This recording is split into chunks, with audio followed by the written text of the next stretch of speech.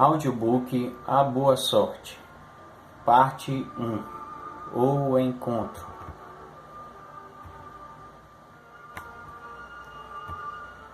Em uma bela tarde de primavera, Vitor, um homem de aspecto elegante e informal, sentou-se naquele que era o seu banco preferido no maior parque daquela grande cidade.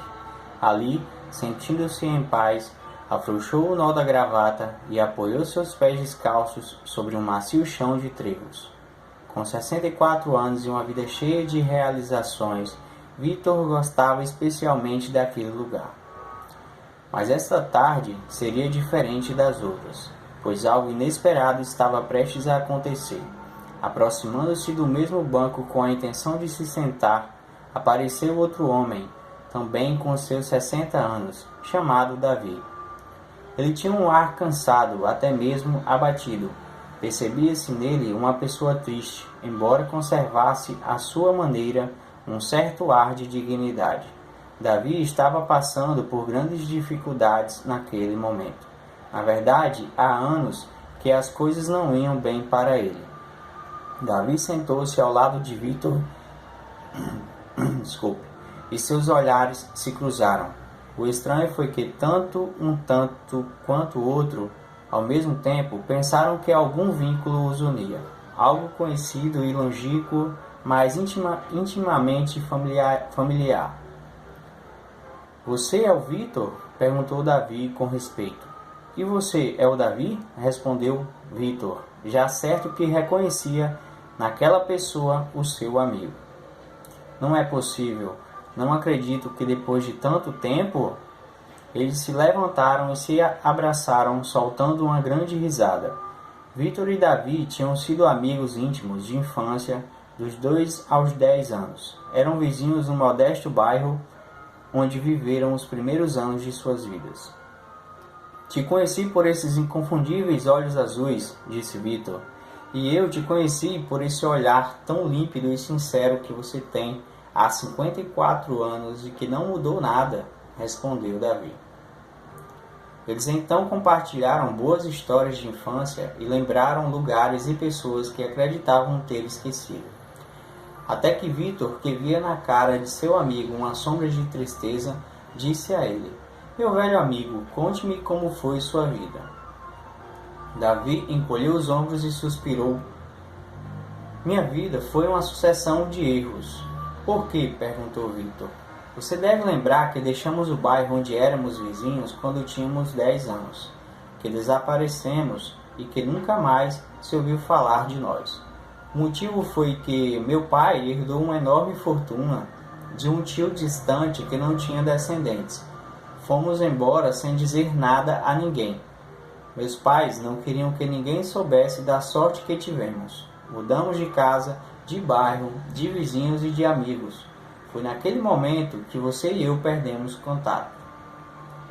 "Mas então foi por isso", disse Vitor. "Sempre nos perguntamos o que teria acontecido. A fortuna era assim tão grande?" "Era sim. Além disso, parte importante do que herdamos foi uma grande empresa têxtil em pleno funcionamento e rica em recursos. Meu pai, inclusive, a fez crescer ainda mais. Quando morreu, eu assumi seu lugar à frente do empreendimento. Porém, tive muita falta de sorte. Tudo foi contra mim", contou Davi. "O que aconteceu?" "Durante muito tempo não fiz qualquer mudança, pois tudo ia mais ou menos bem. Porém, logo começaram a aparecer concorrentes por toda parte e as vendas caíram. Como nosso produto era o melhor, eu tinha a esperança que os clientes percebessem que os concorrentes não ofereciam a mesma qualidade, mas os clientes não entendiam de tecidos. Se entendessem de verdade, teriam se dado conta. Em vez disso, procuravam cada vez mais as novas marcas que iam aparecendo no mercado." Davi parou para tomar fôlego. Recordar tudo aquilo não era nada agradável. Vitor estava quieto, sem saber o que dizer. "Perdi muito dinheiro, embora a empresa continuasse sobrevivendo. Tentei reduzir os custos de todas as maneiras, mas quanto mais eu os cortava, mais caíam as vendas. Estive a ponto de criar uma marca própria, mas não tive coragem. O mercado pedia marcas estrangeiras e isso me deixou no limite. Como último recurso, pensei em abrir uma cadeia de lojas próprias. Demorei a tomar uma decisão e, quando o fiz, não era possível arcar com o custo dos aluguéis com o faturamento que eu tinha. Comecei a atrasar no pagamento das contas e acabei tendo que vender os ativos que tinha. A fábrica, meus terrenos, minha casa, todas as minhas propriedades. Tive tudo na mão, tive tudo o que quis e perdi tudo. A sorte nunca me acompanhou. O que você fez então? Perguntou Vitor. Nada, não sabia o que fazer. Todas as pessoas que antes me elogiavam agora me davam as costas. Fui de um emprego a outro, mas não me adaptei ou não conseguiram me entender. Houve um momento em que cheguei até a passar fome, há mais de 15 anos. Fui sobrevivendo como posso, ganhando a vida com as gorjetas que consigo, levando recados e recebendo ajuda das boas pessoas que me conhecem no bairro modesto onde moro agora. A falta de sorte sempre esteve comigo. Como não tinha vontade de continuar falando, Davi perguntou ao amigo de infância: E você, como foi sua vida? Teve sorte? Vitor sorriu consigo mesmo. Como você deve lembrar, meus pais eram pobres, mais pobres do que os seus quando viviam no bairro. Minhas origens são mais humildes, você sabe muito bem. Muitas noites não tínhamos sequer o que comer. De vez em quando, sua mãe chegava até a nos levar alguma comida porque sabia que lá em casa as coisas iam mal. Como não pude ir ao colégio, estudei na Universidade da Vida. Comecei a trabalhar com 10 anos, logo depois de vocês terem desaparecido misteriosamente. No início lavei carros. Em seguida trabalhei como mensageiro em um hotel. Mais tarde consegui progredir e fui porteiro de vários hotéis de luxo. Até que, com 22 anos, percebi que eu podia ter sorte se me dedicasse a isso. E o que aconteceu? Perguntou Davi. Com um empréstimo no banco e todas as minhas economias, comprei uma pequena fábrica que produzia bolsas de pelica e que estava a ponto de fechar. Como eu via todo tipo de bolsa nos restaurantes e nos luxuosos hotéis onde trabalhava, sabia do que as pessoas com dinheiro gostavam. Só precisava fazer o que tantas vezes tinha visto enquanto carregava as bagagens dos hóspedes. No princípio, era eu mesmo que produzia e vendia os produtos. Trabalhei de noite e nos fins de semana. O primeiro ano foi muito bom e voltei a investir tudo o que havia ganhado na compra de mais material e em viajar por todo o país para ver o que estava sendo fabricado em outros lugares. Precisava saber mais do que todo mundo sobre bolsas de pelica. Aprendi muito visitando as lojas e, sempre que possível, perguntava a todas as mulheres que via com bolsa o que elas gostavam e não gostavam em suas bolsas.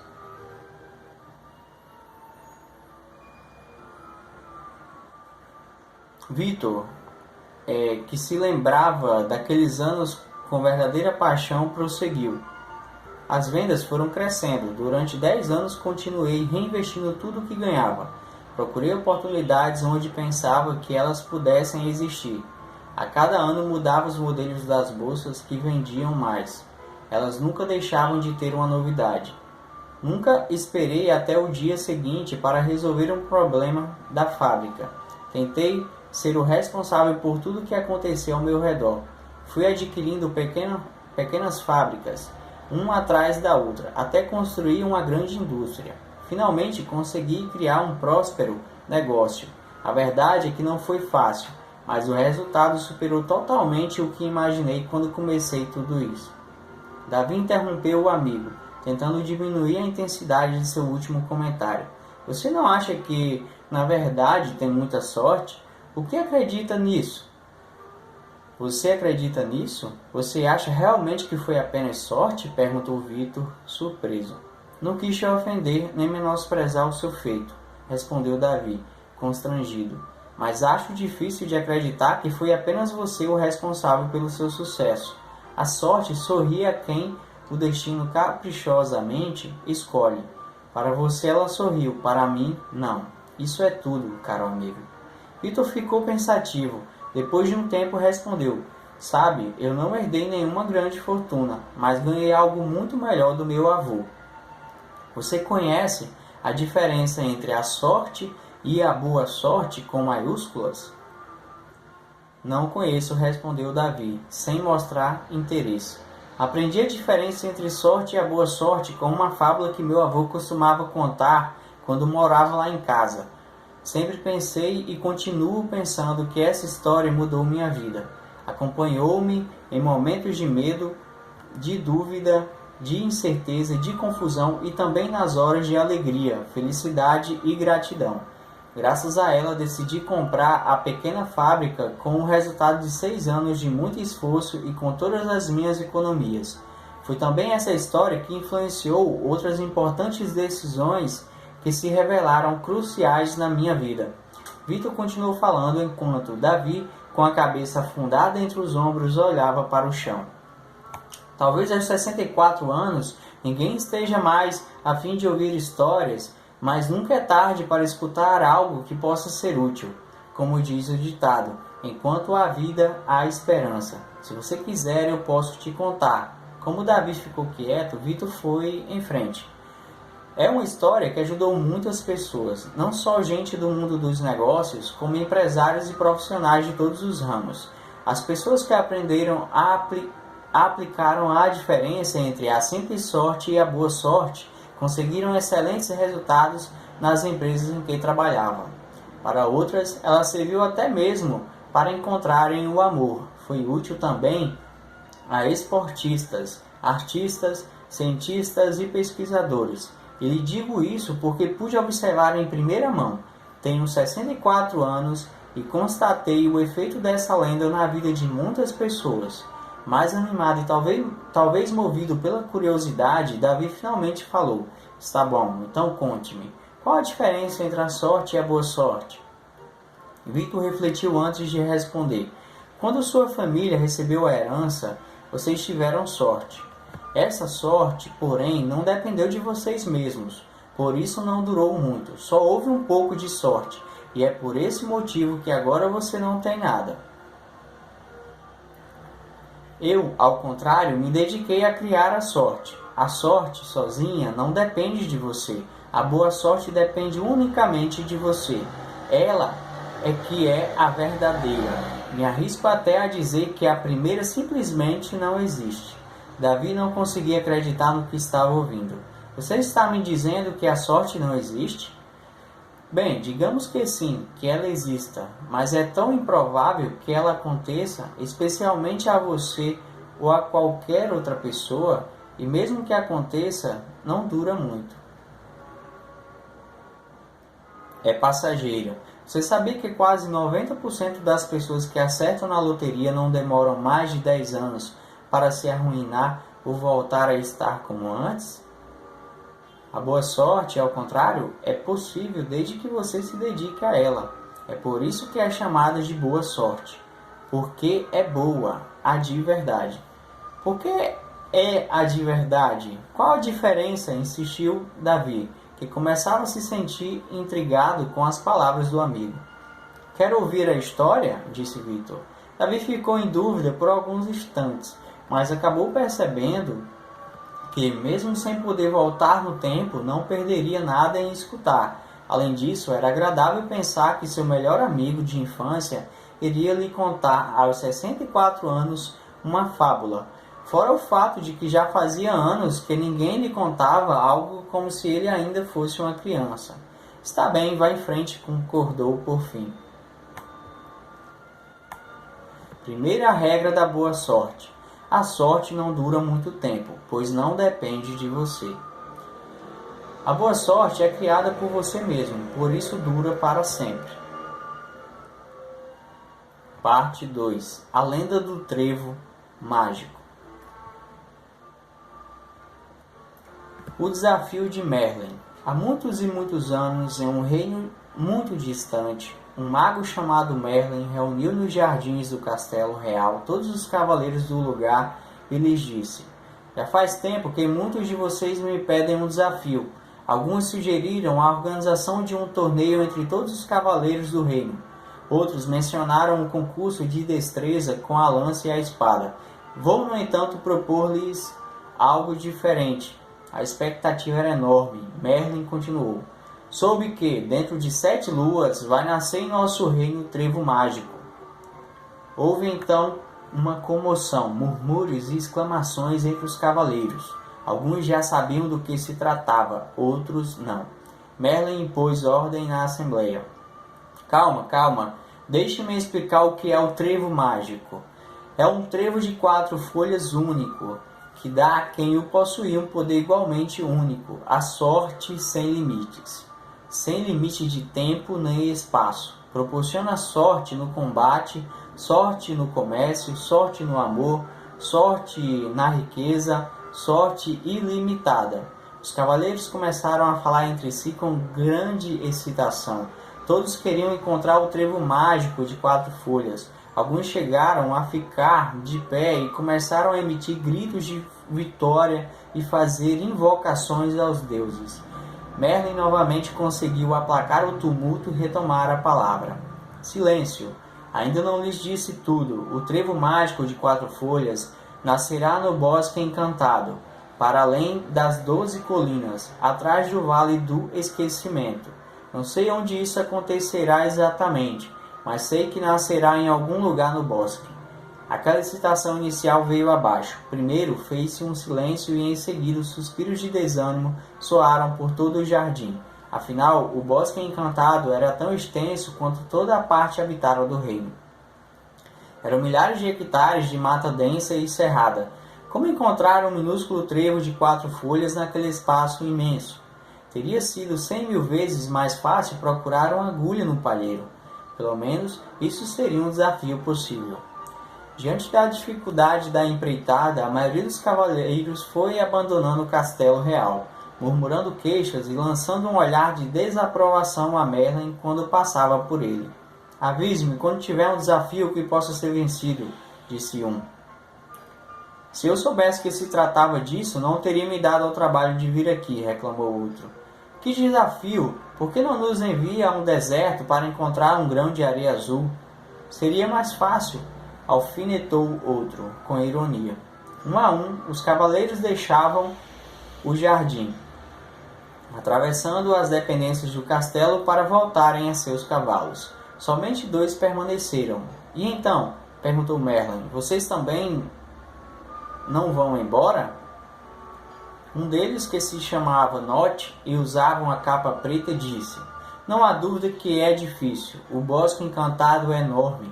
Sei, porém, a quem perguntar. Acho que posso encontrar o trevo de que você fala. Vou buscar o trevo mágico de 4 folhas. Esse trevo será meu. O outro, que se chamava Cid e usava uma capa branca, permaneceu em silêncio até que Merlin lhe dirigiu um olhar questionador. Ele então disse: Se você diz que o trevo mágico de 4 folhas, o trevo da sorte ilimitada, vai nascer no bosque, é porque assim será. Acredito em sua palavra, por isso irei até lá. Assim, ambos os cavaleiros partiram em direção ao bosque encantado. Note em seu cavalo negro e Cid em seu cavalo branco. Segunda regra da boa sorte. Muitos são os que querem ter a boa sorte, mas poucos os que decidem buscá-la.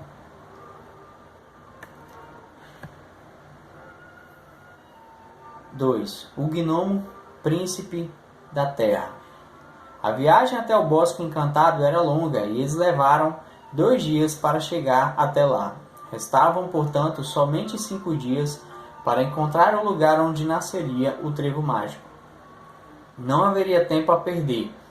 Apesar disso, os 2 cavaleiros resolveram descansar durante a noite antes de iniciar a procura. Not e Cid fizeram a viagem separadamente e não se encontraram em nenhuma das paradas que fizeram para dar água a seus cavalos. Assim, nenhum dos 2 sabia em que lugar do bosque o outro estava. O bosque encantado era muito escuro, até mesmo durante o dia, pois imensas copas das árvores mal deixavam que os raios de sol chegassem ao chão. A noite foi escura, fria e silenciosa, mas ainda assim os habitantes da mata perceberam a presença dos dois visitantes. Bem cedo na manhã seguinte, decidido a encontrar o trevo, Nod teve a seguinte ideia: o trevo mágico nascerá no chão. Quem conhece melhor cada palmo da terra do bosque encantado? Muito fácil. O príncipe da terra, quer dizer, o gnomo. Ele mora debaixo da terra e construiu corredores subterrâneos em cada canto do bosque encantado. Ele me dirá onde o trevo mágico de 4 folhas irá brotar. Note, o cavaleiro do cavalo negro e de capa negra, perguntou então a todos os estranhos seres com quem cruzou pelo caminho onde poderia encontrar o gnomo, até que finalmente se viu diante dele. O que você quer? Perguntou o gnomo. Disseram que passou o dia todo procurando por mim? É verdade, afirmou Nod enquanto descia de seu cavalo. Soube que dentro de 5 noites nascerá aqui o trevo mágico de 4 folhas. Como um trevo só poderia brotar da terra, você, que é o príncipe da terra, deve saber o lugar onde ele brotará. Você é o único que conhece cada palmo deste imenso bosque por debaixo da terra. Conhece como ninguém todas as raízes de todas as plantas, arbustos e árvores que há neste lugar. Se o trevo vai nascer dentro de 5 noites, você já deve ter visto suas raízes. Diga-me onde ele está. Pensou o gnomo. Você sabe tão bem quanto eu, continuou Nod, que o trevo mágico proporciona sorte ilimitada somente aos cavaleiros. Portanto, não tem nenhum valor para você, que é um gnomo, nem para os outros habitantes do bosque encantado. Diga-me onde nascerá. Eu sei que você sabe o lugar. O gnomo respondeu. Conheço os poderes do trevo mágico de 4 folhas. E já sei que sua sorte ilimitada não só contempla os cavaleiros que o possuírem. Mas não vi suas raízes em nenhum local do bosque. E mais, no bosque encantado nunca nasceram trevos. É impossível que o trevo brote aqui. Quem lhe disse isso provavelmente se enganou. Não será você que está enganado? Já não terá dito a Cid, o cavaleiro do cavalo branco e da capa branca, onde nascerá o trevo encantado? Perguntou Nod num tom desafiador. Não sei do que você está falando. Não conheço esse Cid e não tenho ideia de quem disse semelhante besteira. Neste bosque nunca houve um só trevo, nem sequer de 3 folhas. Os trevos não nascem aqui simplesmente porque não podem. Deixe-me em paz. Vivo neste bosque há mais de 150 anos e jamais me haviam feito uma pergunta tão estúpida. Adeus. Nod deu a empreitada por impossível. Não é a primeira vez que encontro alguém que não está à minha altura, pensou. Montou de novo em seu cavalo, deu meia volta e achou melhor esperar até o dia seguinte. Depois de tudo, talvez o gnomo tivesse razão. Além disso, Merlin poderia ter cometido um erro em relação ao lugar ou à data. À medida que se afastava do gnomo, montado em seu corcel negro, Nod sentiu o que costumam sentir aqueles a quem se diz que sua sorte não é possível. Teve um pouco de medo. O mais fácil, porém, foi substituir o medo pela incredulidade. Simplesmente não pode ser. Foi exatamente isso que passou pela sua cabeça. Assim, decidiu ignorar o que ouvira do gnomo. Amanhã será outro dia e talvez a sorte me espere em um lugar diferente, pensou. Enquanto isso, Cid, o cavaleiro da capa branca, teve na manhã do 3º dia exatamente a mesma ideia que Nod. Ele também sabia que o gnomo era o mais indicado para lhe dizer onde o trevo mágico poderia nascer. Ficou todo o dia tentando encontrá-lo. Perguntou a todos os habitantes do bosque com os quais cruzava pelo caminho, até que finalmente encontrou o gnomo, alguns minutos depois de o cavaleiro Nod tê-lo deixado resmungando em frente a uma das estradas de sua caverna de incontáveis corredores. É você o gnomo do bosque encantado, a quem chamam de príncipe da terra? Perguntou Cid enquanto saltava do cavalo. Sim, sou eu. Ai caramba, outro iluminado. E você, o que deseja? Soube que dentro de 5 noites nascerá no bosque o trevo mágico de 4 folhas e pensei que... Cid não pôde acabar a frase. O gnomo ficou vermelho como um pimentão e encheu os pulmões e as bochechas de ar como se fosse estourar. Que história é essa desse maldito trevo mágico hoje? Já disse ao outro cavalheiro, simplesmente não podem nascer trevos aqui. Quem afirmou o contrário está errado. Está fazendo uma brincadeira de mau gosto ou bebeu além da conta. O melhor que vocês podem fazer é voltar a seus castelos ou sair em socorro de alguma dama em perigo. Aqui estão perdendo seu tempo. Cid percebeu que algo estranho estava acontecendo. Segundo Merlin, um trevo mágico nasceria no bosque e, de acordo com o gnomo, era impossível que, nas atuais circunstâncias, nascesse ali um trevo. Os dois provavelmente diriam a verdade, mas talvez a verdade de cada um fosse diferente da outra. Portanto, continuar procurando o trevo mágico talvez fosse uma perda de tempo. Se como o gnomo dissera, fosse impossível brotar um trevo naquele lugar nas atuais, então se tratava de saber o que estava faltando para que um trevo pudesse nascer ali. Assim, Cid lhe perguntou enquanto procurava acalmá-lo. Espere, você disse que nunca nasceram trevos em todo o bosque encantado? Nunca, jamais, resmungou o gnomo enquanto entrava em sua toca. Não vá embora ainda, por favor. Explique-me por quê.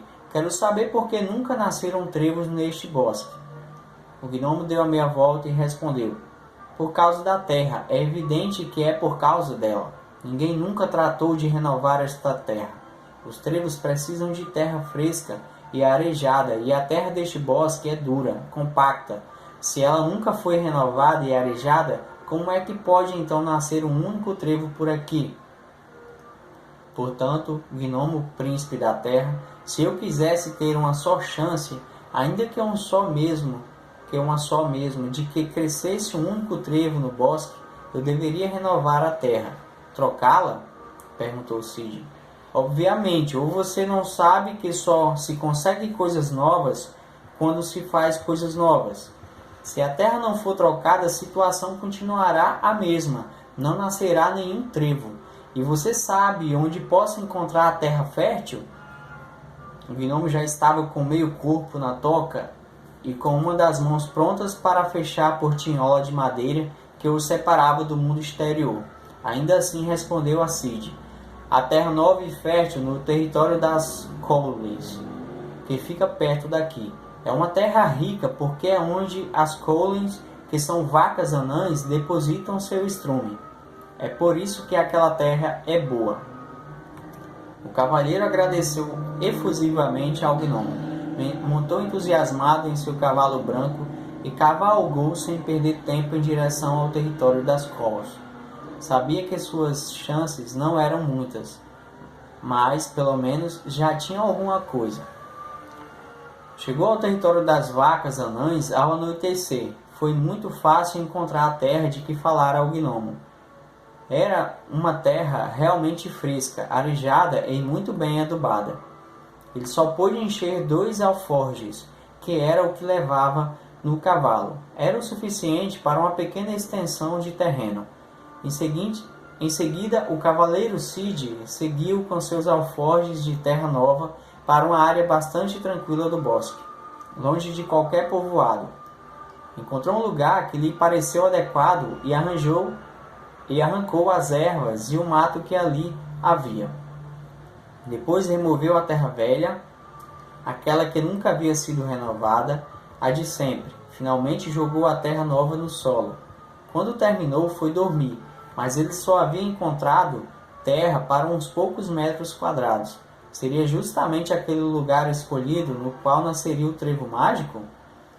Para ser realista, seria muito improvável ter tanta sorte. Uns poucos metros entre milhares de hectares era como uma probabilidade em 100 milhões. No entanto, uma coisa era certa, ele havia feito algo diferente de tudo que tinha sido feito no bosque até então.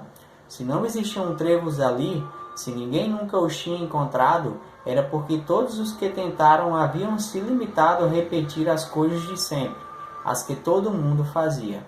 Como bom cavaleiro, Cid sabia que fazer coisas diferentes era o primeiro passo para conseguir coisas diferentes.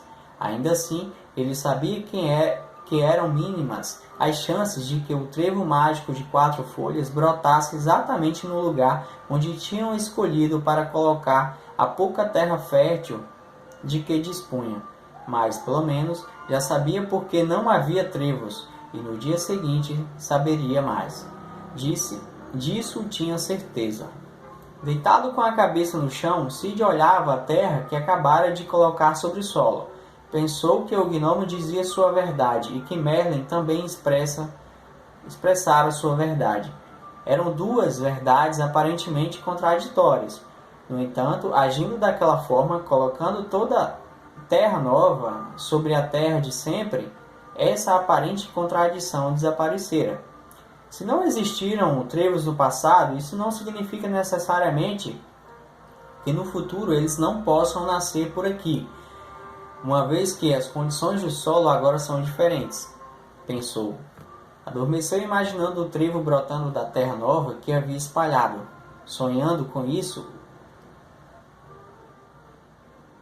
o ajudava a esquecer a pequena probabilidade de que aqueles poucos metros fossem os escolhidos pelo destino para acolher o trevo mágico. O sol se pôs, restavam somente 4 noites. Terceira regra da boa sorte. Se você não tem a boa sorte agora, talvez seja porque está sob as circunstâncias de sempre. Para que ela chegue, é preciso criar novas circunstâncias. Parte 3. A Dama do Lago. O quarto dia amanheceu muito mais frio do que os outros. O canto dos canários, pintacilgos, melros e rouxinóis abafou o dos grilos. Nott montou em seu cavalo e pensou que a informação que o gnomo lhe dera era realmente preocupante. Era impossível que trevos nasçam no bosque encantado. E mais, nunca havia brotado trevo ali e o gnomo sabia o que estava falando. De qualquer modo, talvez o gnomo estivesse enganado. Sabia que não podia confiar plenamente em suas palavras, embora esse pensamento não o levasse a lugar nenhum. Ele ao menos o tranquilizava. Decidiu dedicar o dia a encontrar alguém capaz de desmentir a informação do gnomo. Isso colocaria novamente a sorte em suas mãos. Depois de cavalgar por mais de 5 horas, Nott avistou ao longe, no meio do espesso bosque, um grande lago. Como estava com sede e imaginava que seu cavalo também estivesse sedento, decidiu aproximar-se da água.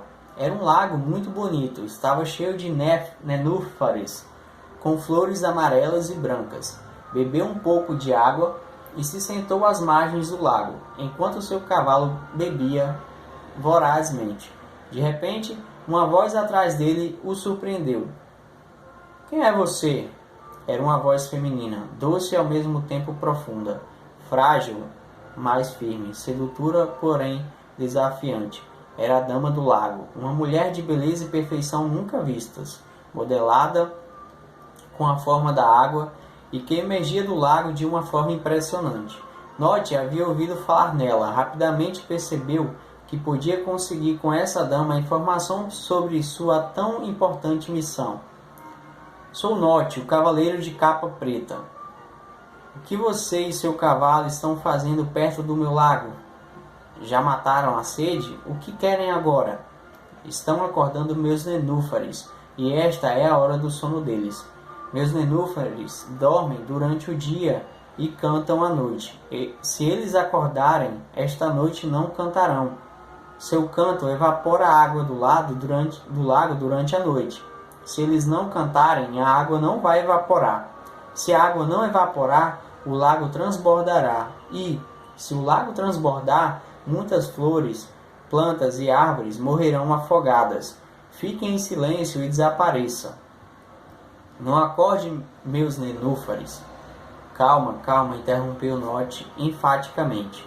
Não me conte sua vida, seus problemas, não me interessam. Já estou indo embora. Só quero fazer-lhe uma pergunta, Dama do Lago. Você que fornece água a todo o bosque encantado, você que rega todos os cantos deste lugar, diga-me, onde crescem os trevos aqui? Ela começou a rir. Eram gargalhadas tristemente brincalhonas. Ria com uma estranha discrição. O riso era agudo, mas também grave. Quando parou de rir, ficou séria e afirmou: os trevos não podem nascer neste bosque.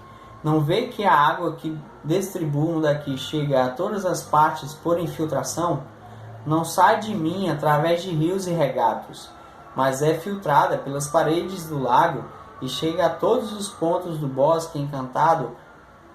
Por acaso viu poços em algum lugar deste bosque? Os trevos têm necessidade de muita água, precisam que um riacho lhes leve água permanentemente. Jamais encontrará um trevo neste bosque. A dama do lago mergulhou novamente. Foi impressionante. O vapor de água que lhe dava forma se diluiu e simplesmente caiu no lago como se fossem milhares de gotas de chuva.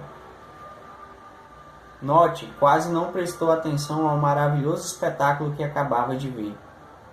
Estava farto de ouvir a mesma história. Sério e pensativo, se perguntou o que estaria acontecendo. Começava a tomar consciência de que poderia ser verdade que ele nunca teria sorte. Isso lhe provocou um medo mais intenso do que o que sentira no dia anterior após falar com o gnomo. Preciso encontrar alguém que me diga o contrário. Tenho que falar com alguém que me assegure que a sorte está aqui, que o trevo mágico pode brotar no bosque encantado, disse a si mesmo. Começou a odiar a sorte. Era algo abominável. Era a coisa mais desejada, mas a mais inaceitável do mundo. Ele não podia suportar esse sentimento. Esperar a sorte o deprimia, mas era tudo o que podia fazer, já que alternativa ele tinha? Sentindo-se assim, voltou a montar seu cavalo e cavalgou pelo resto do dia, vagando pelo bosque encantado, sem direção, na esperança de ter a sorte de encontrar o trevo mágico de 4 folhas. Naquele mesmo dia, o cavaleiro Cid se levantou um pouco mais tarde do que o dia anterior. Como tinha renovado a terra até tarde, resolveu dormir umas horas a mais. Enquanto comia umas maçãs que compartilhou com seu cavalo branco, pensou no que faria nesse dia. Já tenho a terra, agora preciso saber de quanta água vou precisar. A probabilidade de ter escolhido o lugar certo era mínima, eu sei, mas se este for o lugar escolhido, então devo fazer com que a terra receba a quantidade adequada de água. Ele não teve a menor dúvida. Não era segredo que, de todos os habitantes do bosque encantado, a dama do lago era a única que tinha água. Custou-lhe um pouco encontrá-la. Precisou perguntar aqui e ali e pedir a ajuda de vários animais falantes que encontrou no caminho. Ele chegou ao lago alguns minutos depois que de note ter saído dali. Aproximou-se bem devagar, procurava não fazer barulho, mas, sem querer, pisou em uma casca de noz, que estalou. Imediatamente a dama do lago emergiu, imponente. Ela repetiu a mesma queixa que havia feito à noite. O que você e seu cavalo branco estão fazendo perto do meu lago? O que querem? Estão acordando meus nenúfares. É a hora do sono deles. Meus nenúfares dormem de dia e cantam à noite. Se forem acordados, esta noite não cantarão. Seu canto evapora a água do lago durante a noite. Se eles não cantarem, a água não vai evaporar. Se a água não evaporar, o lago transbordará. E, se o lago transbordar, muitas flores, plantas e árvores morrerão afogadas. Fiquem em silêncio e desapareça. Não acorde, meus nenúfares.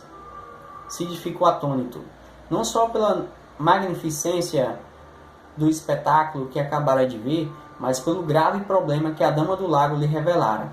Ela precisava de água para regar a área escolhida. Contudo, sem dúvida, acordaria os nenúfares se dedicasse todo dia a apanhar água no lago. As coisas estavam ficando complicadas. Não havia água em nenhum outro lugar do bosque encantado. O que fazer? Como ele era uma pessoa sensível, a mistura de beleza, tristeza e ansiedade na voz da dama do lago o levou a se interessar pelo seu problema e a tentar ajudá-la. Diga-me, por que não sai água deste lago? De todos os lagos nascem regatos ou rios. Eu pela primeira vez, a voz da dama do lago era uma voz sem contrastes. Uma voz triste, uma voz de dor. Porque no meu lago não há continuidade, não há novos rios que saiam de mim. Eu só recebo água, mas nenhum riacho brota de meu seio. Por isso tenho que viver sempre esperando que os nenúfares durmam para que possam cantar à noite. Durante o dia fico acordada para velar o sono deles, e à noite seus cantos não me deixam desfrutar o sono. Vivo escrava da minha água. Por favor, vá embora e não desperte os meus nenúfares. Cid então percebeu que o lago tinha em abundância justamente o que lhe fazia falta: água. Eu posso ajudá-la, ele propôs. Diga-me, porém, uma coisa: de quanta água um trevo precisa? A dama do lago respondeu: precisa de água em abundância, de água clara, de um riacho. A terra na qual nascem os trevos deve estar sempre úmida. Então posso ajudá-la, e você pode me ajudar.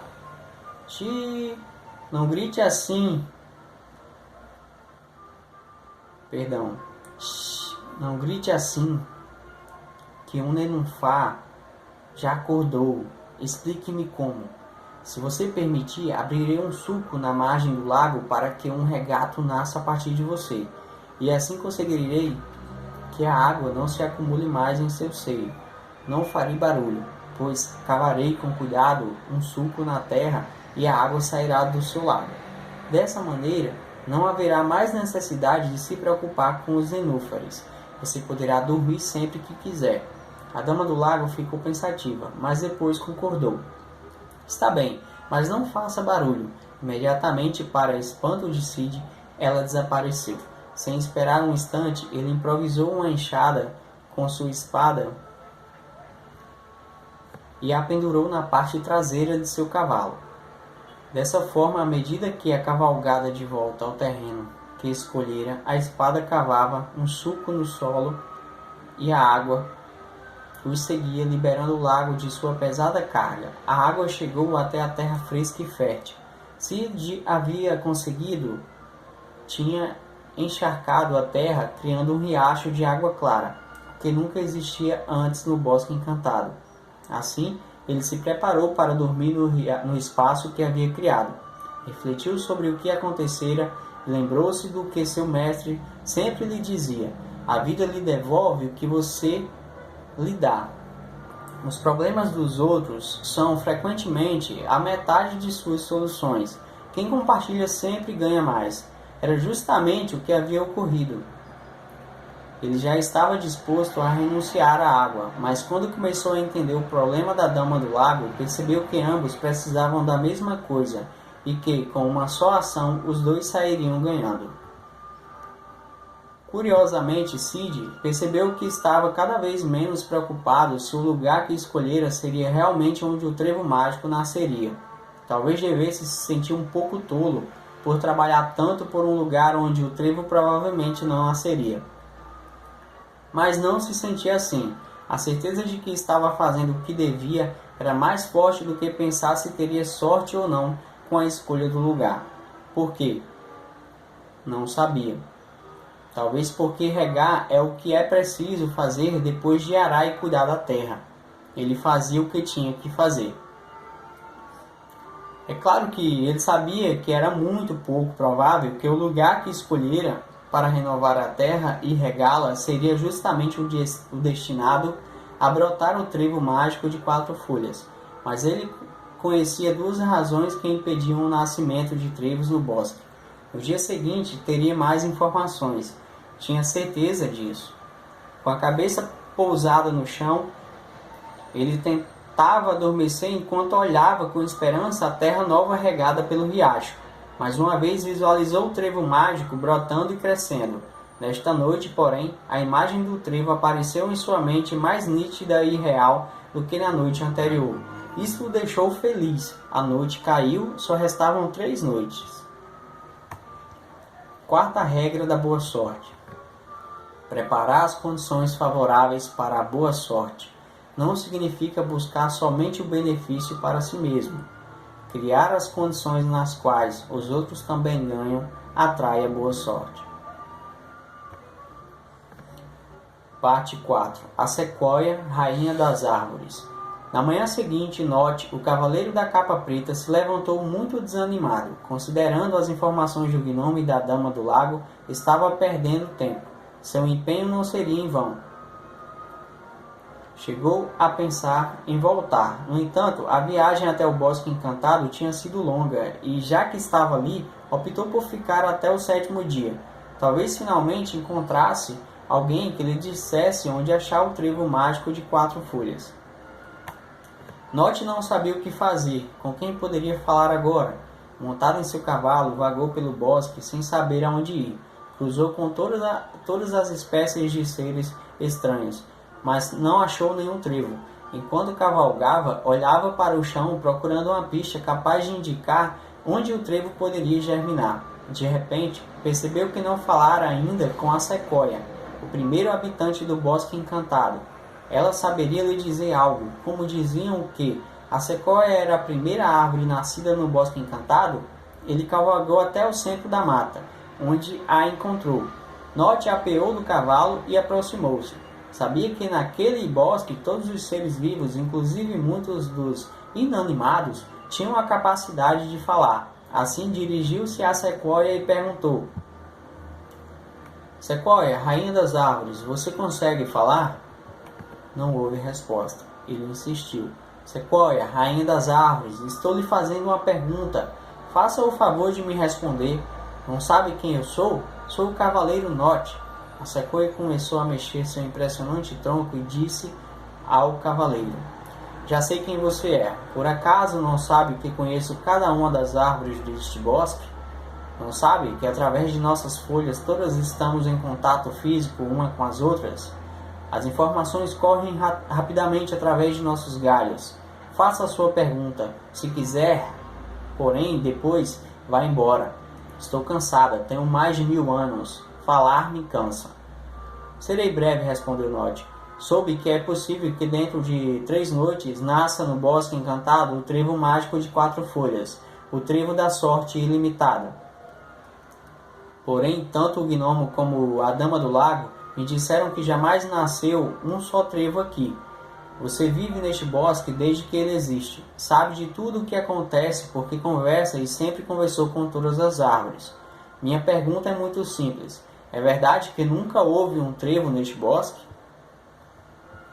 A sequoia levou um tempo para responder. Passeou por sua memória de 1000 anos, revendo todos os anos de sua vida em cada um dos 1000 anéis que formam o interior de seu largo tronco. Isso demorou. Como os minutos iam passando, o cavaleiro Note perdeu a paciência. Vamos, responda! Estou com pressa, protestou. Estou pensando, estou recordando. Você é impaciente, como a maioria dos seres humanos. Seria melhor se vocês fossem como as árvores, que são muito mais pacientes. Passaram-se mais alguns minutos. Note, muito apressado, deu a volta para ir embora, pensando que a sequoia não queria responder. Ela, porém, começou a falar justamente no momento em que o cavaleiro se preparava para partir. Como se fosse uma bibliotecária que tivesse revisto 1000 fichas de livros à procura de uma obra específica, a árvore respondeu no fim de sua pesquisa. Está certo, nunca nasceu um trevo no Bosque Encantado, muito menos um trevo mágico de 4 folhas. Em tempo algum nestes 1000 anos, nunca. Note ficou desolado. Provavelmente Merlin teria recebido uma informação errada. Pior que isso, começou a lhe passar pela cabeça que o mago poderia tê-lo enganado. Note sentiu-se deprimido de verdade. Era o terceiro habitante do bosque que dizia não haver sorte para ele. Estava tão obcecado com essa realidade que não conseguia ver nada além dela. Realmente escutar dos outros o que já se sabe só leva a afundar-se na própria evidência. Qualquer pessoa que, como Note, estivesse obcecada em saber se há ou não trevos no bosque, não conseguiria pensar em outra coisa que não fosse isso. Ele não se deu conta de que era preciso fazer alguma coisa a respeito. Por isso o cavaleiro estava tão abatido e sentia-se uma vítima, usado e enganado. Ele se encontrava numa situação em que não via qualquer possibilidade de sucesso. Naquela manhã o cavaleiro se levantou mais satisfeito do que no dia anterior. Observou alegre tudo o que já havia providenciado, terra fértil e água abundante. Se o lugar em que nasceria o trevo mágico fosse este, agora ele precisaria saber o quanto de sol e de sombra seria necessário. Cid era um cavaleiro e não um especialista em jardinagem, por isso tinha que falar com alguém que conhecesse muito bem as plantas e as árvores. Mas quem? Logo se lembrou. Claro, como não? A sequoia é a árvore mais sábia do bosque. Ela saberá quanto de sol é necessário para um bom trevo. Cid cavalgou até o centro do bosque encantado. Desceu de seu cavalo, foi até a árvore, como pouco antes havia feito Note. Aproximou-se dela e perguntou: Distinta sequoia, rainha das árvores, deseja falar? Não obteve resposta, mas insistiu. Respeitada e venerada sequoia, rainha das árvores, se não estiver muito cansada, gostaria de lhe fazer uma pergunta. Se você não puder falar agora, voltarei em outro momento. A verdade é que a sequoia havia decidido não responder ao outrora arrogante cavaleiro que lhe viesse fazer perguntas, mas logo viu que Cid não era impaciente e nem arrogante. Pela amabilidade de suas palavras e seu respeitoso gesto de inclinar a cabeça e apoiar o joelho no chão, ela deduziu que era uma pessoa distinta. Quando ele já estava indo embora, ela o chamou. É verdade que estou cansada. Diga-me, porém, qual é a pergunta? Obrigado por me responder, rainha das árvores. Minha pergunta é muito simples. Quanto de sol é preciso para que um trevo possa crescer, no caso de dispor de terra nova e água suficiente? Disse a árvore. Dessa vez, contudo, levou bem menos tempo para se pronunciar, porque conhecia perfeitamente a resposta. Um trevo precisa tanto de sol como de sombra, mas não há um lugar assim por aqui. Como você já deve ter percebido, neste bosque só tem sombra, por isso nunca nasceu um trevo aqui. Essa é a resposta à sua pergunta. Até logo. Mas o cavaleiro Cid não desanimava facilmente. Espere, só mais uma pergunta, eu lhe imploro. Você que é a rainha das árvores, me permite podar alguns galhos de suas súditas? Tenho sua autorização para fazer isso? A sequoia respondeu: Minha permissão não é necessária. Você tem apenas que tirar as folhas e os galhos secos. Neste bosque, ninguém jamais trabalhou para manter limpa as copas das árvores. Nossos galhos nunca foram podados. Por isso, a luz não penetra aqui. Os moradores deste lugar são preguiçosos e sempre deixam suas obrigações para amanhã. Se você se dedicar apenas um pouco a essa tarefa, conseguirá fazer com que haja luz e sombra por igual embaixo de qualquer árvore. Basta retirar as folhas e os galhos secos, e não precisa da minha autorização, pois toda árvore que receber esta atenção ficará encantada. Cortar os galhos velhos livra-se do que já não serve. É sempre um impulso para a vida de uma árvore e para o que está ao seu redor, concluiu ela, agora num tom caloroso e amável.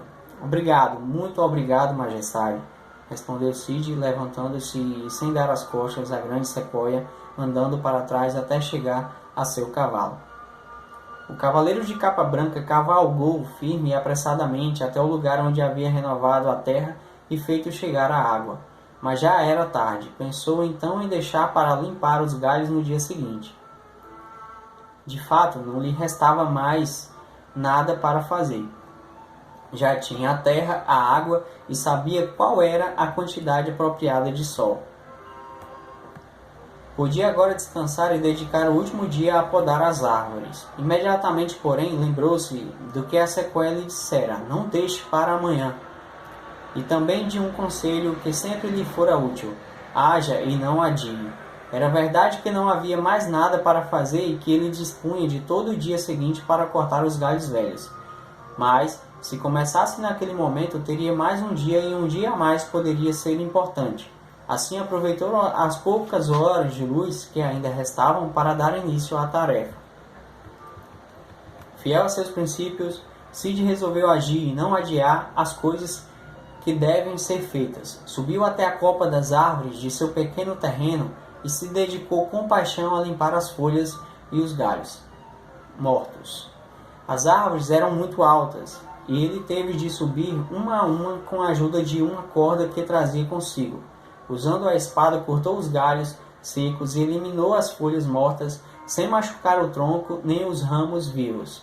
Trabalhou durante boa parte da noite com total empenho, como se aquele serviço fosse a única coisa que importasse naquele momento, o seu aqui e agora. O resultado final foi excelente.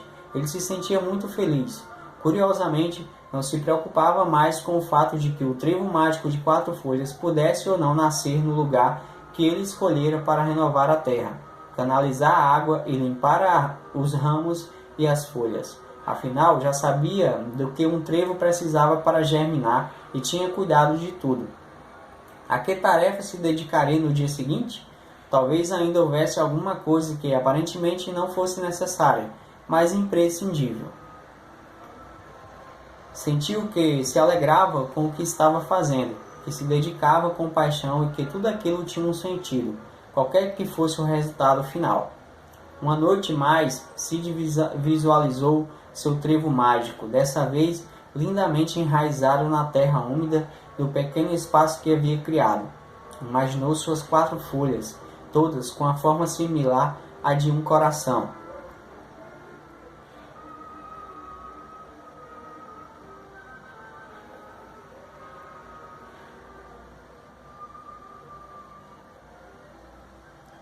Abertas para receber a luz do sol que passava entre os galhos das árvores gigantes que o cercavam. Embora o cavalheiro não soubesse explicar, quanto mais ele sabia como criar as condições para que o trevo mágico nascesse, menos se preocupava com o fato de ter escolhido corretamente o lugar em que isso se daria. A noite por fim caiu, só restavam 2 noites. Quinta regra da boa sorte. Se você deixar para amanhã o trabalho que precisa ser feito, a boa sorte talvez nunca chegue. Criar as condições favoráveis requer dar o primeiro passo. Faça isso hoje mesmo. Stone, a Mãe das Pedras, parte 5. Durante o 6º dia, Note, abatido, se pôs a vagar pelo bosque encantado. Ele não acreditava que fosse encontrar um único trevo, mas também não queria voltar sozinho ao castelo real. Se ia fazer um papel ridículo, preferia compartilhá-lo com Cid. Além disso, costumava-lhe tanto reconhecer seus erros e fracassos que resolveu responsabilizar os outros. Sou vítima de um erro ou de um engano de Merlin, dizia a si mesmo. O 6º dia foi o mais cansativo de todos que Note passou no bosque. Embora não tenha caçado muitos animais raros e descoberto plantas exóticas, não aconteceu nada de especialmente relevante. O pior era uma sensação que o deprimia muitíssimo. Estava convencido de que não teria sorte na vida. Do contrário, já teria encontrado o trevo mágico, a não ser, claro, que Merlin o tivesse enganado. Mas se Merlin o enganara, por que não voltava para o castelo? Porque no fundo continuava esperando. Esperar significava dar razão a Merlin e continuar confiando na sorte. Por outro lado, quanto mais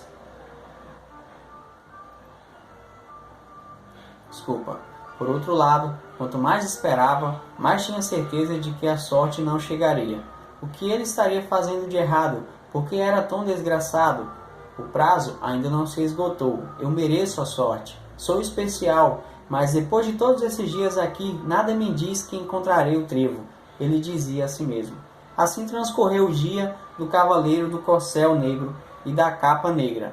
Como não havia nada mais a fazer, ele decidiu procurar Stone, a Mãe das Pedras. Queria confirmar com alguém mais o que já sabia, que no bosque encantado não nasceria nenhum trevo mágico, que ele não era uma pessoa de sorte, Não é de se estranhar que Note agisse assim, pois este é um traço curioso de quem pensa não ter sorte, procurar outras pessoas que confirmem sua forma de ver a vida. Ninguém gosta de ser vítima, mas se colocar na posição de vítima aparentemente só aparentemente nos exime de todas as responsabilidades por nosso infortúnio. Stone estava no cume do penhasco dos penhascos, uma montanha inóspita toda feita de pedras. A escalada foi penosa. De lá via-se quase todo o bosque encantado. Note pensou que gostaria de encontrar Sid para lhe perguntar se também queria voltar logo ao castelo real. Ao chegar ao cume, o cavaleiro encontrou Stone, a mãe das pedras, falando com outras pedras. Stone se dirigiu a ele. Olhem só, um dos cavaleiros que anda procurando trevos. Há 4 dias não se fala de outra coisa no bosque. Encontrou o trevo mágico? Perguntou ela, dando uma risadinha alegre. Você sabe que não, responde Note, visivelmente aborrecido. Diga-me, Stone, é verdade que não há nem haverá um trevo mágico de 4 folhas neste bosque?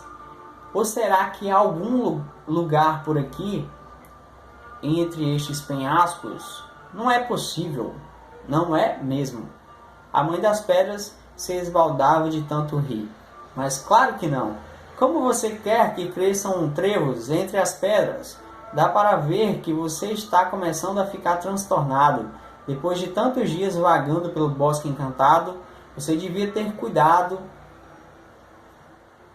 Se passar muito tempo por aqui, vai acabar ficando louco, como quase todos os humanos que andaram por este lugar sem um objetivo claro. Não, aqui não há trevos. Os trevos mágicos de 4 folhas não podem nascer onde existem pedras. Note desceu devagar o penhasco dos penhascos, ouvindo durante todo o percurso as gargalhadas de Stone. Já não havia mais nada que pudesse fazer. Seu temor finalmente tinha se confirmado. Não terei boa sorte, pensou. Logo lembrou-se de Sid e se alegrou com amargura ao pensar. Aquele outro louco tampouco encontrará o trevo mágico por mais que ande pelo bosque. Imaginar o fracasso de Sid o tranquilizava, o consolava e até o deixava contente. Se não há um trevo mágico para mim, também não haverá para ele, disse em voz alta, com raiva e convencido de suas palavras. Em seguida montou em seu cavalo e partiu em busca de um lugar para dormir. Ao se levantar de manhã, Sid percebeu que o trabalho da noite anterior surtia resultados. Viu um lindo espetáculo, a névoa se dissipando e dando lugar a raios de sol dourados que iluminavam a terra que ele havia colocado ali no primeiro dia. Assim, pôde comprovar, para sua grande satisfação, que o sol e a sombra penetravam por igual em cada um dos palmos da terra nova. Sentia-se verdadeiramente orgulhoso e feliz. Tinha renovado a terra, podado as árvores para que o sol pudesse chegar até ela e também umedecido o solo. Como aquele era o último dia, ele tinha que decidir exatamente como empregar seu tempo, uma vez que tomara todas as providências que considerava necessárias. O melhor agora era verificar se restava algo a fazer. Como ele dizia, o copo estava meio cheio, portanto, tinha que saber como enchê-lo por inteiro. Caso tivesse acertado o lugar em que o trevo mágico nasceria, como Merlin dissera. Como tinha pensado na noite anterior, precisava descobrir se, naquele momento, ainda faltava fazer alguma coisa que fosse aparentemente desnecessária, mas indispensável. Terra, água, sol, mas o que mais poderia faltar? Assim ele passou o 6º dia perguntando a todos os seres que encontrava pelo bosque o que podia estar faltando para a terra, além do sol, da sombra e da água, para que um trevo de 4 folhas nascesse ali. Mas ninguém soube lhe dizer o que faltava. Já era meio-dia e não lhe vinha à mente a quem mais podia perguntar. Sid ansiava por inspiração e perspectiva. Assim, lhe ocorreu ir ao ponto mais alto do bosque para ver de lá se havia algo que chamasse a atenção. A perspectiva, a distância e a visão do horizonte sempre dão ideias úteis e inesperadas, pensou. Todos os cavaleiros sabiam que o local mais elevado do bosque era o penhasco dos penhascos. Contudo, ao se aproximar, Cid reparou que o lugar era altíssimo e restava somente meio-dia para que terminasse o prazo dado por Merlin. Faria sentido escalar o rochedo? Ainda que tivesse uma inspiração, não lhe restaria muito tempo para fazer alguma coisa. Mesmo assim, decidiu subir. Por quê? Simplesmente porque pensou no que já tinha feito e no quanto havia investido de trabalho e dedicação. Partindo do que já conseguira, talvez fosse aconselhável empenhar-se até o fim para saber se ainda faltava algo a fazer. Em sua escalada, Cid começou a sentir a suave brisa que soprava à medida que se afastava do nível do chão. Finalmente chegou ao cume. Sentou-se e passou a olhar o horizonte em busca de inspiração. Nada. De repente, uma voz o assustou. Ela saía da pedra debaixo de seus pés. Era Stone, a mãe das pedras. Você está me amassando! Cid deu um salto tão grande que quase rolou o penhasco abaixo. Uma pedra que fala? Era só o que me faltava encontrar. Não sou uma pedra que fala, sou Stone, a mãe das pedras, afirmou visivelmente aborrecida. Suponho que você seja o outro cavaleiro que anda procurando o trevo mágico. Você é realmente a mãe das pedras? Então não entende muito de trevos, não é? Evidentemente que não entendo de trevos. Mas de uma coisa eu sei, respondeu ela. Já disse o mesmo ao outro cavaleiro vestido de negro. Trevos de 4 folhas não podem crescer onde há pedras. Você disse de 4 folhas, replicou Cid. Sim, de 4 folhas. E os de 3 folhas? Ele tornou a perguntar. Os de 3 folhas, sim, podem nascer em solo pedregoso. Mas os de 4 folhas crescem com menos força e por isso precisam de um solo totalmente livre de pedras que impeçam seu crescimento. Esse pequeno comentário sobre a diferença entre um trevo de 3 e um de 4 folhas poderia parecer banal para muita gente, mas não para Cid. Estava certo de que, frequentemente, os elementos-chave só são descobertos nos pequenos detalhes, no óbvio e no conhecido. Dificilmente se encontra a resposta para o que é aparentemente desnecessário, mas imprescindível. Claro, como não percebi isso antes? Muito obrigado. Agora preciso ir embora, pois tenho pouco tempo. Cid desceu apressadamente o penhasco dos penhascos. Precisava correr a toda velocidade, pois ele não havia tirado as pedras do seu pedaço de terra. Ao chegar, ainda restavam 2 horas de sol. Ele removeu todas as pedras uma a uma. De fato, o local estava cheio delas.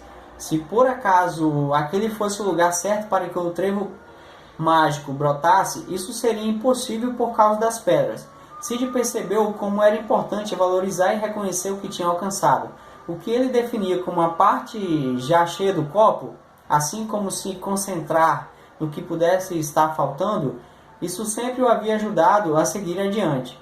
Mesmo quando parece que a pessoa já fez tudo e que não há mais nada a fazer, se ela mantiver a atitude adequada, se permanecer disposta a saber se ainda falta algo a fazer, sempre encontrará uma pista para um bom caminho.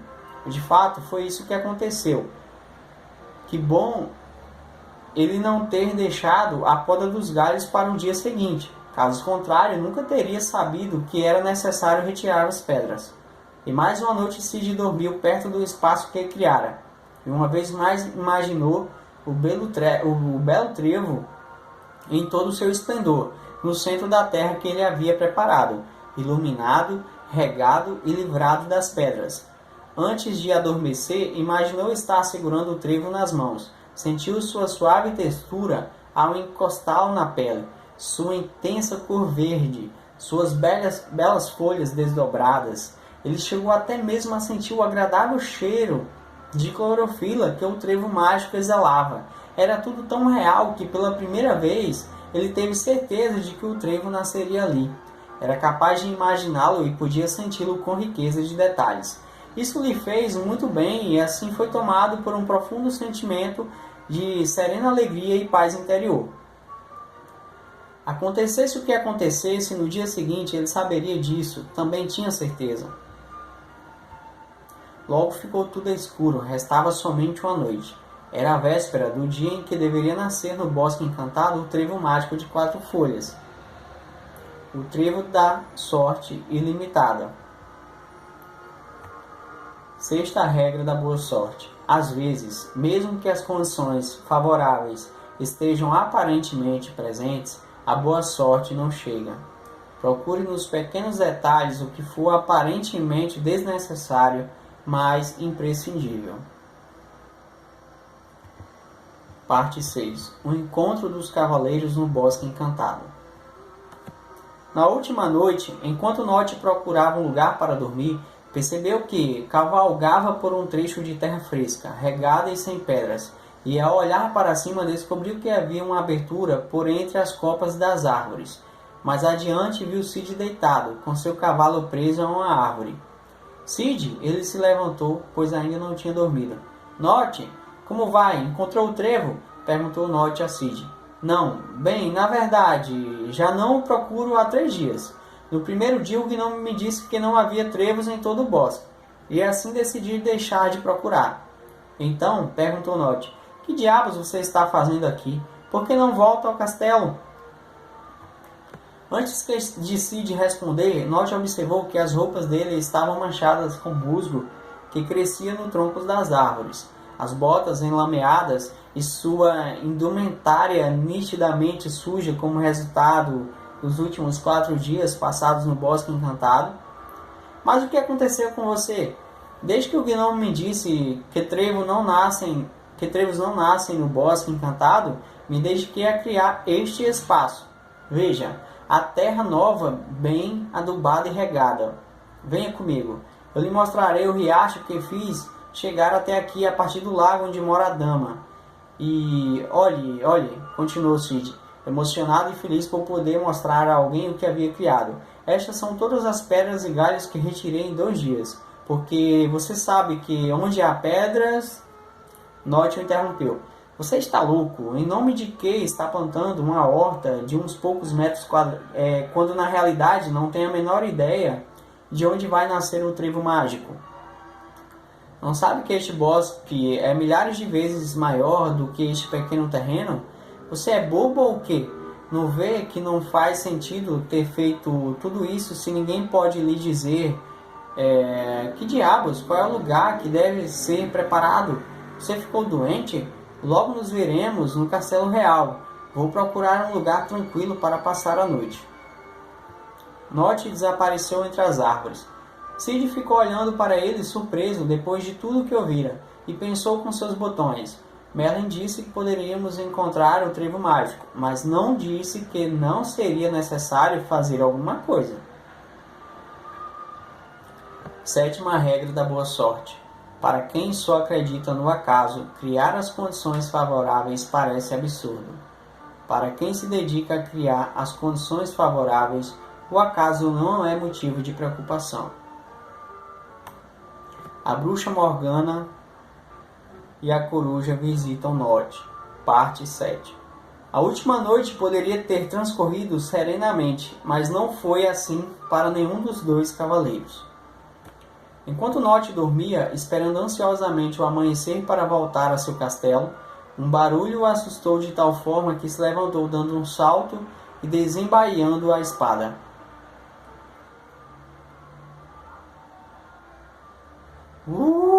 Fez a coruja da bruxa Morgana, que estava de pé ao seu lado, parcialmente iluminada pelo fogo que o cavaleiro havia acendido para suportar o frio. Quem é você o que deseja?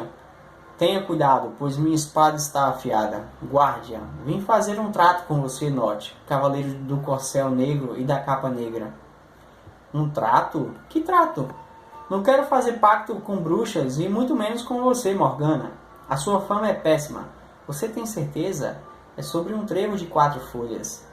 disse sutilmente a bruxa, mostrando os dentes escuros enquanto franzia o nariz pontiagudo e esfregava as mãos enrugadas, tentando exibir um sorriso amigável. Note, embaiou a espada e se inclinou para ouvi-la. Vamos conversar. O que você sabe? Perguntou ele. Sei onde nascerá o trevo mágico de 4 folhas.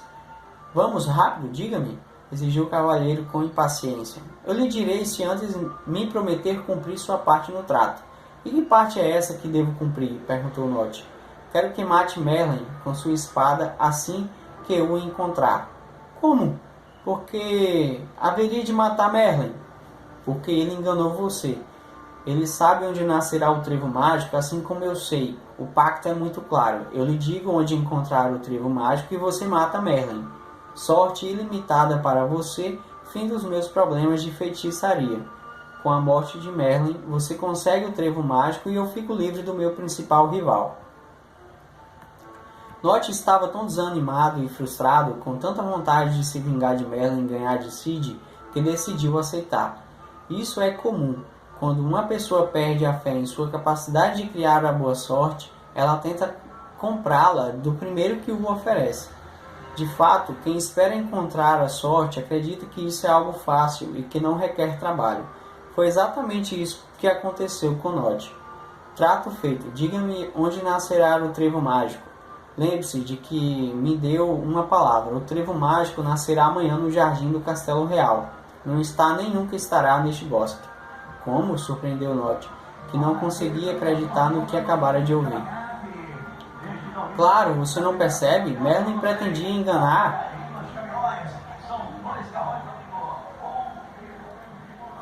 Merlin pretendia enganar.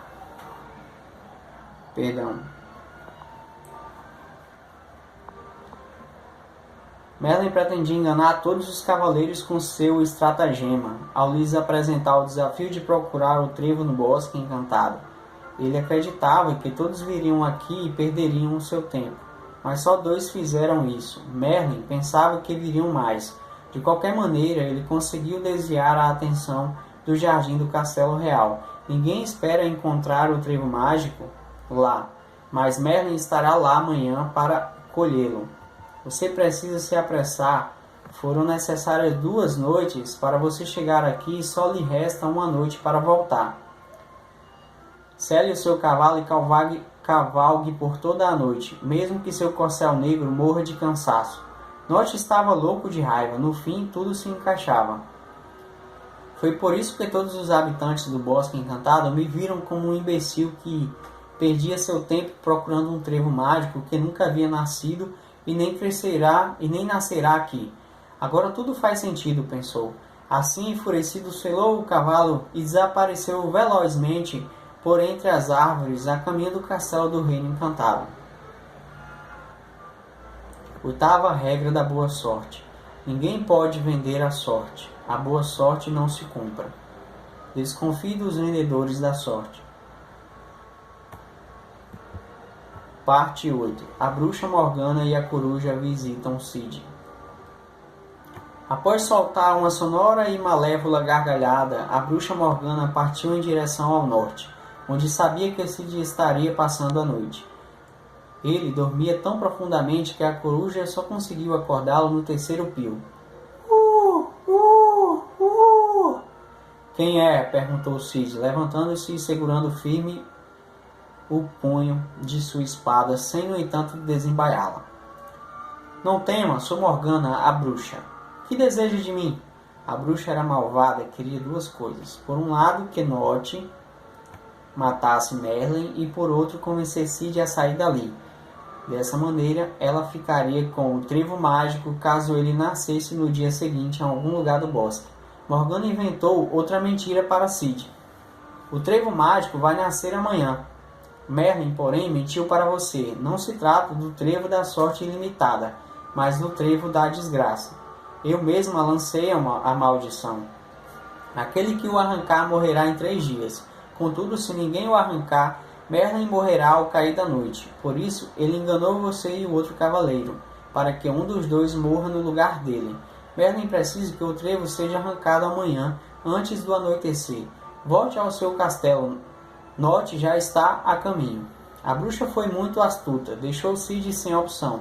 Se no dia seguinte ele encontrasse o trevo mágico, não saberia o que fazer. Se o arrancasse, morreria. Contudo, e se Merlin tivesse razão, e se mesmo o trevo da boa sorte, o melhor e mais fácil seria fazer como Note, abandonar o bosque e não enfrentar o dilema. Após pensar por alguns segundos, ele disse a Morgana: bem, então partirei esta noite. A bruxa sorriu satisfeita, mas Cid continuou: mas vou procurar Merlin e pedirei a ele que colha o trevo mágico, pois, pelo que você disse, aquele que o arrancar morrerá em 3 dias. Porém, se Merlin fizer isso, ele não morrerá. Seu feitiço não terá mais efeito, pois quem vai morrer se o trevo não for arrancado e quem vai morrer se ele for arrancado são a mesma pessoa. Portanto, Merlin se salvará e depois me dará o trevo. Com essa resposta, Cid se mostrou mais inteligente do que a bruxa, que já não sorria mais. Percebendo que o cavaleiro não cairia na armadilha, Morgana deu meia volta com a coruja em seu ombro, montou na vassoura e partiu rapidamente como um cachorro com o rabo entre as pernas e resmungando em voz alta. Aquele acontecimento fez Cid refletir. Ele sabia que Merlin não enganava ninguém. Como Note pôde dar ouvidos àquilo ou a qualquer outra coisa que a bruxa lhe tivesse dito? Será que ele não sabia, como um bom cavalheiro, que o verdadeiramente importante é não perder a fé na própria tarefa? Por ter visto muitos cavaleiros se desesperarem e abandonarem seu objetivo quando a boa sorte demorava a chegar, ele aprendera a importância de manter a fé no que se acredita ser o certo. Antes de dormir, também pensou sobre a importância de não trocar seu objetivo pelo de alguém, ou seja, o da bruxa pelo seu próprio. A boa sorte lhe chegava sempre que se mantinha fiel à sua tarefa, à sua missão e a seu propósito. Por último, lembrou-se do que o seu mestre sempre dizia: desconfie daquele que lhe propõe planos com os quais se ganha muito de forma fácil e rápida. Suspeite de quem tentar lhe vender a sorte. Nona regra da boa sorte. Após criar todas as condições favoráveis, tenha paciência, não desista. Para alcançar a boa sorte, tenha confiança.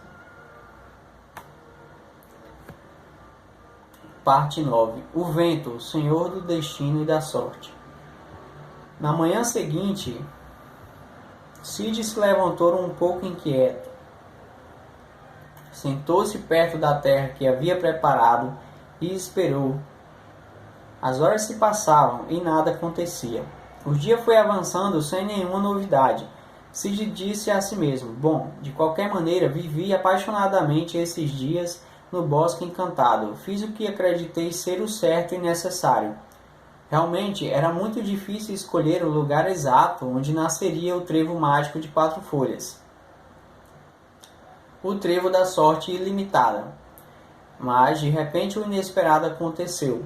O vento, o senhor do destino e da sorte, aquele que aparentemente se move ao acaso, começou a agitar as folhas das árvores.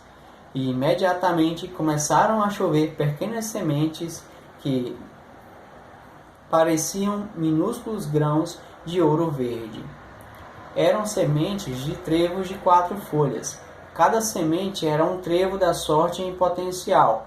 Não chovia apenas uma, porém uma quantidade incalculável de sementes de trevo de 4 folhas. O verdadeiramente extraordinário, no entanto, é que as sementes não caíram apenas onde Cid estava, mas em todo o Bosque Encantado, absolutamente em todos os cantos daquele lugar, e não somente no bosque, mas em todo o reino encantado. Chovia sementes de trevos de 4 folhas sobre as cabeças dos cavaleiros que não haviam aceitado o desafio de Merlin. Chovia sobre todos os seres do bosque, sobre o gnomo, sobre a sequoia, sobre a dama do lago, sobre Stone, chovia sobre Note e sobre Morgana. Aquelas sementes se espalharam por toda parte.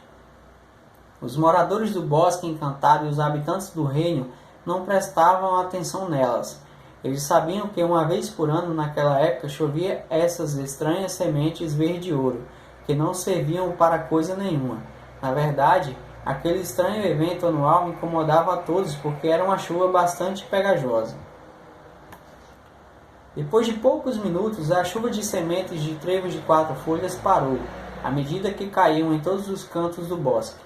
As minúsculas sementes verde-ouro se confundiram com o solo, assim como pequenas gotas de água em um oceano. Simplesmente foram se perdendo como sementes jogadas no deserto. E assim foram todas desperdiçadas, pois não germinaram. Milhares e milhares de sementes morreram na terra dura, árida e pedregosa daquele bosque sombrio. Todas, exceto algumas que foram parar numa pequena extensão de terra fresca e fértil que estava livre das pedras e onde havia água abundante, o brilho do sol e o frescor da sombra, foram essas e somente essas as sementes que se transformaram, depois de alguns instantes, em trevos de 4 folhas, em centenas de brotos de trevos mágicos, um número grande o bastante para garantir sorte por todo o ano, até a próxima chuva do ano seguinte. Entre outras palavras, sorte ilimitada. Cid observou, extasiado, a boa sorte que havia criado. Impressionado e comovido, ajoelhou-se em sinal de gratidão e lágrimas brotaram de seus olhos. Quando percebeu que o vento amainava, quis se despedir dele e agradecer por trazer as sementes. Assim, voltando-se para o céu, invocou-o. Vento, Senhor do destino e da sorte, onde você está? Quero agradecer-lhe. O vento respondeu: não é necessário me agradecer. Todo ano, nesta mesma data, jogo sementes de trevos de 4 folhas por todo o bosque encantado e em todos os cantos do reino. Sou o Senhor do destino e da sorte e entrego, seguindo ordens expressas, as sementes da boa sorte por todo lugar onde passo. Ao contrário do que muitos pensam, eu não distribuo a sorte.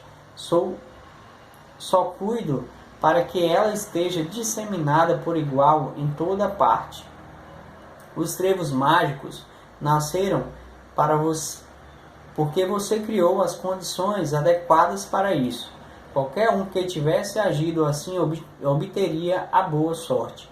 Eu me limitei a fazer o que sempre fiz. A boa sorte que levo comigo está sempre por aí. O problema é que quase todo mundo acredita que não precisa fazer nada para alcançá-la.